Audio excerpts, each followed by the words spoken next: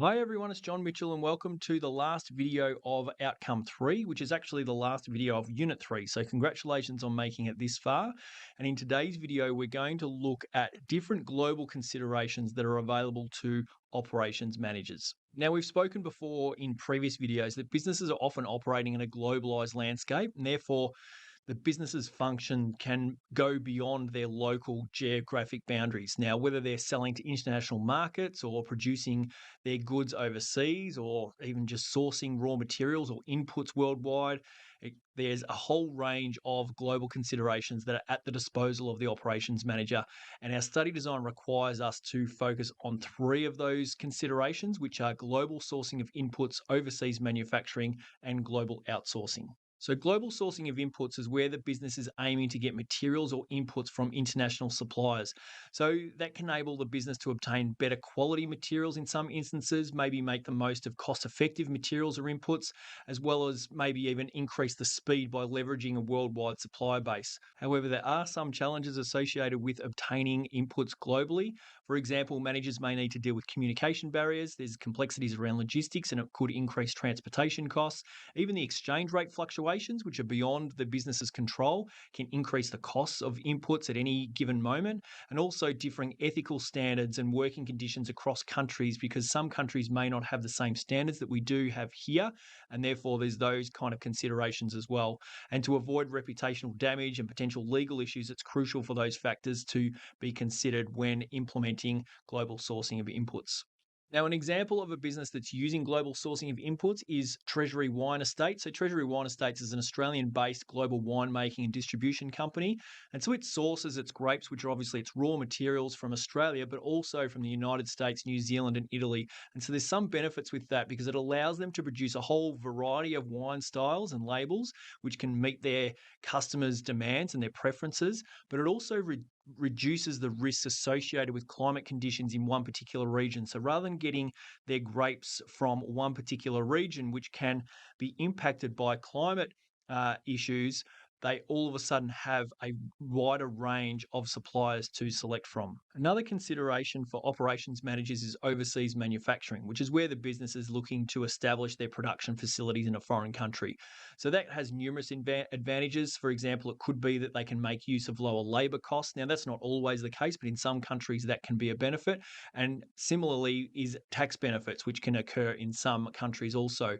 But another major benefit is the proximity to the target market. If a business is selling or one of their major markets is in a foreign country, it can be beneficial to set up overseas manufacturing closer to that actual market, which can reduce both transportation costs and delivery times. However, there are also challenges that occur with overseas manufacturing. So the operations managers may need to navigate cultural differences. They may need to be all over regulatory requirements to make sure that they're compliant with laws that are different to what they are in Australia. There could be the potential for quality issues depending on where the product is actually manufactured. And also, there's a potential for longer lead times depending on where their products are being delivered if the transportation costs are increased. And they also need to consider local labour laws and ensure that they're behaving in an ethical manner for those foreign workers. Because remember, as I mentioned before, not all standards are not always the same as what they are in Australia. An example of a business that's using overseas manufacturing is ResMed. So they produce breathing devices that help manage sleep apnea and other sleep conditions. Now, their headquarters are in Sydney, but they have significant manufacturing operations in Singapore and the United States.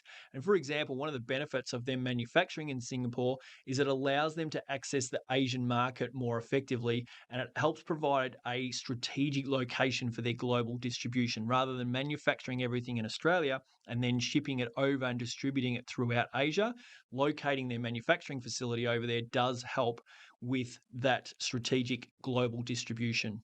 And our final consideration is global outsourcing. So, this involves contracting out certain processes or activities to third party companies located in different countries.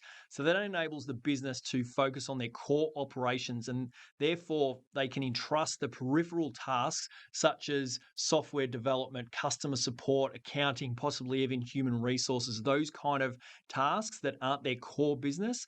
They can enable and pass them on to specialists who can potentially carry carry them out more efficiently and more effectively than what the business can. And therefore, the business can focus on what it is that they do best, whatever that is.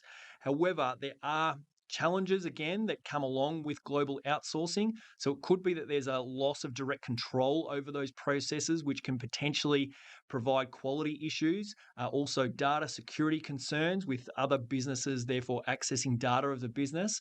And there could also be legal compliance in different countries. So there can also be a negative public perception associated with outsourcing because it's taking jobs away from Australians, but it does enable the business to potentially have cost savings or access to specialized expertise, and therefore they can perform those duties far better than what the business can if they were to control them themselves. As an example of a business that's using global outsourcing is Telstra. So they outsource a whole range of their services, including their customer service operations and software development to other countries like India and the Philippines. And that enables them to access specialist skills in those areas and reduce their operating costs and focus on their core business activities. So, just to recap, operations managers have a whole range of global considerations that are available to them. The three that are in our study design are global sourcing of inputs, overseas manufacturing, and global outsourcing. Just remember that while there are some benefits for each of those, there are also some challenges or further considerations that operations managers need to look at before implementing them. So that brings us to the end of this video, which is the end of Unit 3. Once again, congratulations on making it this far. Can't wait to see you in the next video where we're going to kick off with Unit 4. But until then, just remember that for questions, activities, and help in your VCE journey, then come on over to teachingbubble.com.